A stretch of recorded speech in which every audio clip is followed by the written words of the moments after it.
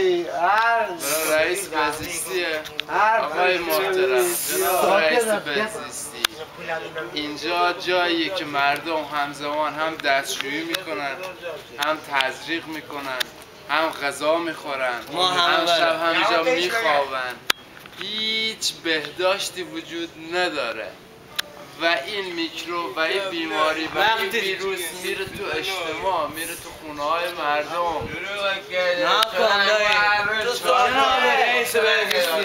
آقا اینجا کدوم شهر؟ اینجا میبرن برای چی بگی؟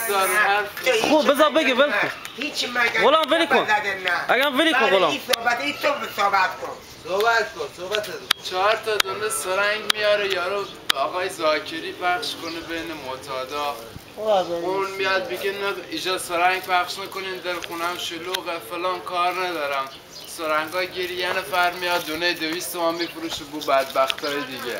مجبورن سرنگ مشترک استفاده بکنن. اینجا شهر بندر عباسی که باید شهر توریستی باشه، باید شاخص کشورمون باشه. این وضعیت بهداشت جایی که